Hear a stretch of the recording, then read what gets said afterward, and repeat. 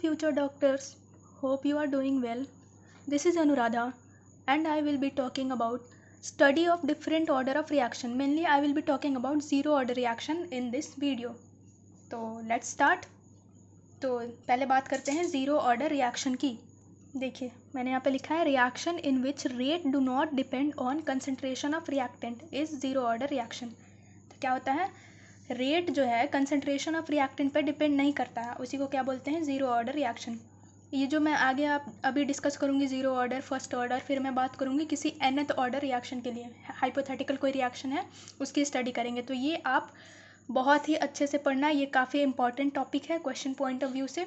Mainly questions आते हैं chemical kinetics के, तो मतलब मोस्टली इसी पार्ट से आते हैं. ओके, तो देखिए ज़ीरो ऑर्डर मैंने बता दिया क्या है कि रेट जो है वो डिपेंड नहीं करता है रिएक्टेंट की कंसनट्रेशन पे. ओके, कुछ एग्जांपल देखिए. जैसे देखिए अमोनिया से वो ये नाइट्रोजन और हाइड्रोजन बन रहा है in the presence of platinum. Okay, this is zero order reaction, ये आपको ध्यान में रखना होगा. ओके, HI से H2+I2 बन रहा है गोल्ड सरफेस पे. उसके बाद थर्ड एग्जांपल देखिए, adsorption of gas on metal surface. ठीक है, एडजॉर्प्शन का कॉन्सेप्ट आप उसमें पढ़ते हैं सरफेस केमिस्ट्री में. ओके, तो देखिए लो प्रेशर में क्या है, फर्स्ट ऑर्डर है, एंड हाई प्रेशर में क्या है, ये ज़ीरो ऑर्डर. ओके, आप ये ध्यान रखना, एग्जांपल्स ध्यान रखना. हो सकता है ऐसे क्वेश्चन फ्रेम कर दें कि which of the following is not an example of zero order reaction and first order reaction, ऐसे क्वेश्चन बनते हैं. ओके, अब देखिए रेट कांस्टेंट कैसे कैलकुलेट करेंगे ज़ीरो ऑर्डर रिएक्शन का. ओके, जैसे मान लीजिए कोई रिएक्टेंट ए है और प्रोडक्ट में कन्वर्ट हो रहा है. ठीक है, A is converting into product. ठीक है, अब टी इक्वल टू ज़ीरो पे ए है, कंसनट्रेशन इसकी ए है, और प्रोडक्ट तो बनानी है टी इक्वल टू ज़ीरो पे, मतलब रिएक्शन जब शुरू हुई है तब की बात हो रही है, टी इक्वल टू ज़ीरो, तो प्रोडक्ट इज़ ज़ीरो. और time is equal to T, कोई भी टाइम टी हमने मान लिया, वहाँ पे क्या है देखिए एक्स अमाउंट रिएक्टेंट का कंज्यूम हो गया, तो ए माइनस एक्स वही लिखेंगे ना, एक्स इज़ कंज्यूम्ड, और प्रोडक्ट कितना बना, एक्स अमाउंट प्रोडक्ट बन गया. ठीक है, तो इसको क्या हमने मान लिया, A naught, this is A naught and this is A t. मतलब concentration of reactant at time T equal to zero is A naught and concentration of reactant at time is equal to t is A t. ठीक है, ये chemical equilibrium का basic है, ये आप simple से जो भी क्वेश्चन करते होंगे केमिकल इक्विलिब्रियम के आप ऐसे ही करते होंगे. तो ठीक है, आगे देखिए. अब देखिए रेट लॉ कैसे लिखेंगे, R इज इक्वल टू के A to the power zero. ये क्या था, ऑर्डर ऑफ रिएक्शन, और हम क्या पढ़ रहे हैं, ज़ीरो ऑर्डर रिएक्शन. ओके, उसके बाद देखिए डिफ्रेंशिएट करेंगे.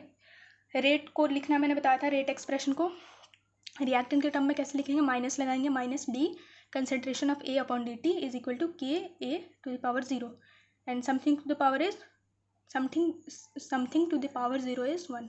Okay, minus d A upon d t is equal to k हो गया. ठीक है, उसके बाद देखिए, उसके बाद हम इंटीग्रेट करेंगे, तो minus D is equal to K D T. उसके बाद इंटीग्रेशन के बेसिक्स हैं ये. ठीक है, लिमिट कब से कब का लेंगे, कंसनट्रेशन का लिमिट कब लेंगे, ए नॉट से ए टी तक का. मतलब time T equal to zero पे क्या कंसनट्रेशन था और टाइम टी पे क्या कंसनट्रेशन है, वो हमारी लिमिट होगी. तो ए नॉट से ए टी तक is equal to K D T. यहाँ पे क्या लेंगे, what is variable, time is variable, तो टाइम की लिमिट क्या लेंगे, ज़ीरो से टी तक. ठीक है, समझ गया. इसके बाद देखिए, सॉरी, ये देखिए इंटीग्रेट करेंगे, उसके बाद लिमिट ये डी ए का इंटीग्रेशन तो ए होगा और के डी टी का इंटीग्रेशन क्या होगा, टी. तो माइनस बाहर ले लिया, ए नोट से ए टी हमारी लिमिट है और ज़ीरो से टी हमारी लिमिट है, तो माइनस बाहर ले लिया, A T minus A nought is equal to K T. ठीक है, अब इसको माइनस अंदर लेके कैलकुलेट कर लिया हमने, तो क्या आएगा, A T is equal to A nought minus K T. Okay, ये आप ध्यान रखना, सीधा सीधा फॉर्मूला है, अप्लाई कर देना क्वेश्चंस में. ठीक है, अब देखिए एक्स क्या था, एक्स क्या था, जो अमाउंट ऑफ रिएक्टेंट कंज्यूम हो गया था, मतलब जो अमाउंट ऑफ रिएक्टेंट कंज्यूम हो गया था वो था एक्स. तो एक्स की वैल्यू कैसे निकालेंगे, एक्स मेनली है क्या, मतलब ए माइनस, देखिए यही मैंने लिखा है यहाँ पे, देखिए ए माइनस एक्स. ठीक है, यही तो है कि कितना अमाउंट ऑफ रिएक्टेंट कंज्यूम हो गया. तो एक्स इक्वल टू क्या आ रहा है, ये भी लिख सकते हैं A T minus A nought. ठीक है, कि कितना रिएक्टेंट कंज्यूम हो गया, तो X equal to K T आ जाएगा, A T minus A nought is equal to K T. ठीक है, और एक्स क्या था यहाँ पे, A T minus A nought, जो कि मैंने यहाँ पे बताया. इससे भी डायरेक्ट क्वेश्चन आते हैं, तो आप ये दो चीज़ें ध्यान में रखेंगे. ओके, देखिए ये क्या है, AT/A0, this is what, fraction of reactant left. X तो हमारा कंज्यूम हो रहा था, ठीक है, तो ये बेसिकली है क्या, A minus x, initial concentration से में से कितना यूज़ हो गया, मतलब कितना कंज्यूम हो गया, तो A minus x is what, AT/A0, that is fraction of reactant left. Okay, उसके बाद देखिए, और ये क्या हो जाएगा, A0 माइनस AT/A0 क्या हो जाएगा, फ्रैक्शन ऑफ रिएक्टेंट कंज्यूम्ड या डिकम्पोज्ड। ओके, ठीक है, मेनली आप ये ध्यान में रख लेना, तो A minus x is what, AT/A0, that is fraction of reactant left. ठीक है, इसके आगे हम बात करेंगे half life, zero order reaction की हाफ लाइफ। ठीक है, हाफ लाइफ होता क्या है, time in which half of the reactant is consumed. Okay, ठीक है, उसी को टी हाफ या T50% बोलेंगे। ये मैंने अभी अभी बताया था, x is equal to KT, X की जगह क्या रख देंगे, एक्स क्या था, अमाउंट ऑफ रिएक्टेंट कंज्यूम्ड। ठीक है, एक्स क्या था, अमाउंट ऑफ रिएक्टेंट कंज्यूम्ड, तो ये क्या हो गया, A0/2 यहाँ पे रख देंगे। ठीक है, A0/2 is equal to KT, T यहाँ पे क्या हो जाएगा, टाइम क्या होगा, time will be T half, तो यहाँ से हमारे पास क्या आता है, T half is equal to what, A0/2K। ये सीधा आपको ध्यान रखना है।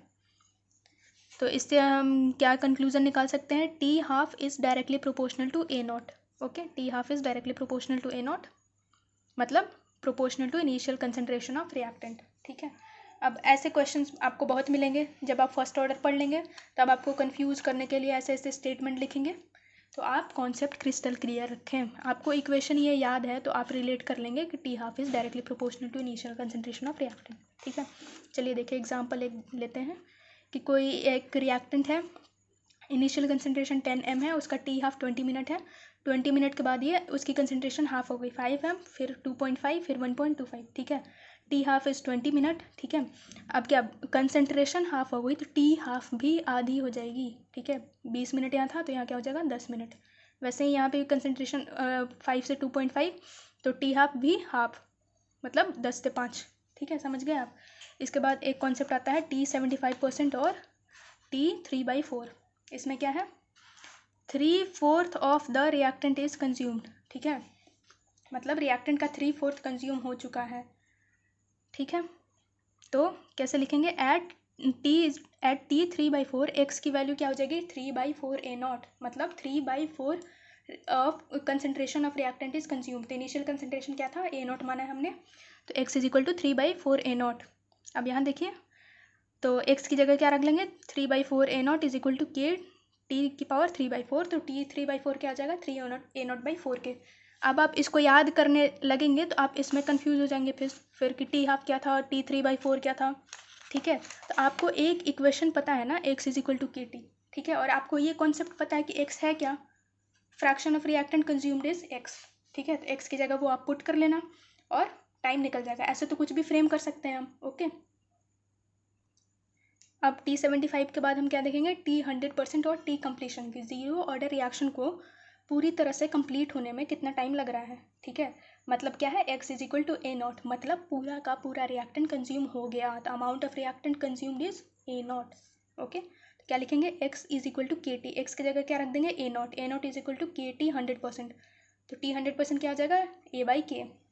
ठीक है, समझ गए। और टी हाफ हमने अभी क्या पढ़ा था, A0/2K।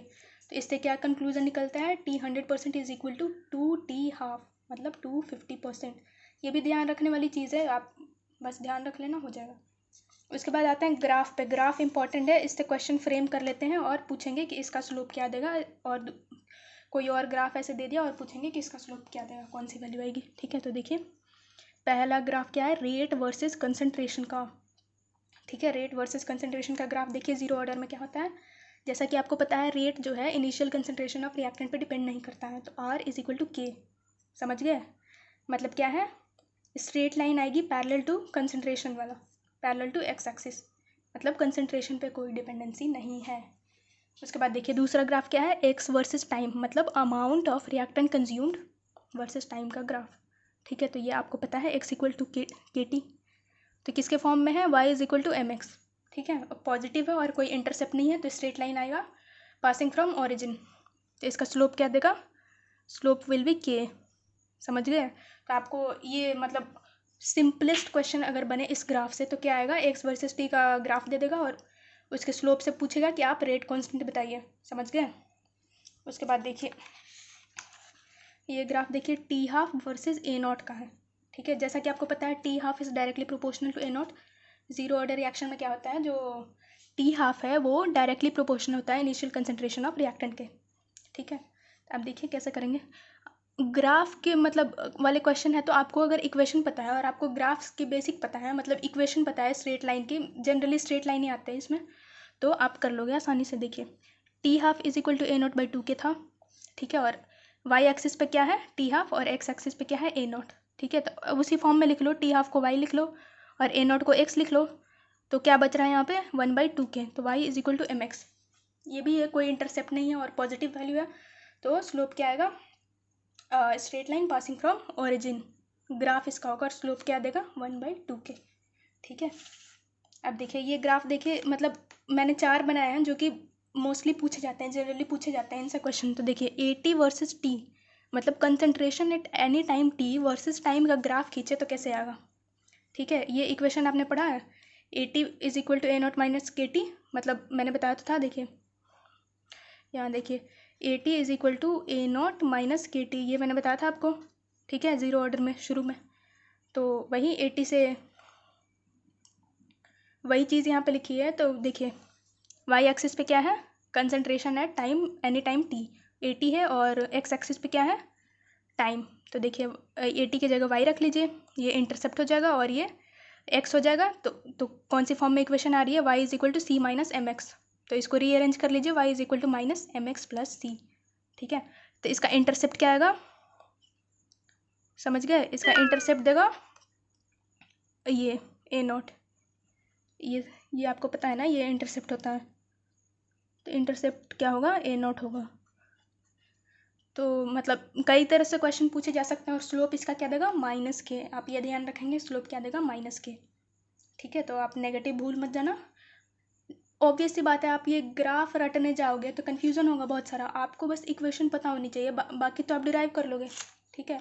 अब कुछ देखिए, कुछ नोट के पॉइंट्स मैंने लिखे हैं यहाँ पे, देखिए ये मैंने पहले बताया था कि यूनिट कैसे कैलकुलेट करते हैं रेट कॉन्स्टेंट की, K is equal to molarity की power 1 minus N time inverse, ठीक है। यूनिट ऑफ के देखेंगे किसमें, ज़ीरो ऑर्डर रिएक्शन में, तो एन की जगह क्या पुट कर देना है, ज़ीरो, सिंपली ज़ीरो पुट कर देंगे। तो मोलारिटी मोल पर लीटर की पावर -1 टाइम इनवर्स, या मोलारिटी टाइम इनवर्स, ठीक है। तो ऐसे आपको मतलब ये तो ध्यान में रहेगा, आप क्वेश्चन करना, मुझे कमेंट सेक्शन में बताना कोई दिक्कत आ रही है तो, ओके।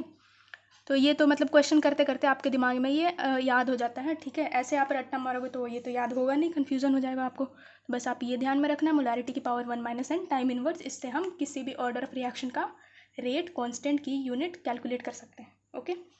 कोई से भी ऑर्डर ऑफ रिएक्शन मतलब आपको बना के दे दे, कोई भी हाइपोथेटिकल, तो rate is equal to rate constant, ये मैंने आपको शुरू में ही बताया था जब ज़ीरो ऑर्डर रिएक्शन शुरू करा था मैंने। तो आर इज इक्वल टू के A to the power zero, तो this term will be sorry R is equal to के A to the power zero, तो this term will be 1। R is equal to K, इससे क्या लिखेंगे, rate is equal to rate constant. यहाँ पे easy लग रहा है, आप स्टेटमेंट में दे दें कि कौन सी ऐसी रिएक्शन है जिसमें रेट जो है रेट कांस्टेंट के बराबर होगा, तो आप ये सोचने लग जाते हो कि ये कहाँ से पूछ लिया, तो ये यहाँ से पूछ लिया, ओके। अब देखिए x is equal to K T, ये मैंने आपको कितनी बार बता दिया अब तक तो। उसके बाद देखिए x by T is equal to क्या हो जाएगा, के, रेट कांस्टेंट। रेट कांस्टेंट क्या होता है, इट इज़ ऑलवेज कांस्टेंट, मैंने शुरू के लेक्चर्स में बताया आपने कि it only depends on temperature and catalyst, ठीक है। तो अगर कंपैरिजन वाले क्वेश्चन आते हैं तो आप सीधा इक्वेट कर देना x1 बाई टी1 is equal to x2 by टी2, ओके, क्योंकि ये तो कांस्टेंट है। तो हमने बात कर ली ज़ीरो ऑर्डर रिएक्शन की, अगली वीडियो में मैं आपको बताऊंगी फर्स्ट ऑर्डर रिएक्शन के बारे में, ओके। Thanks for watching.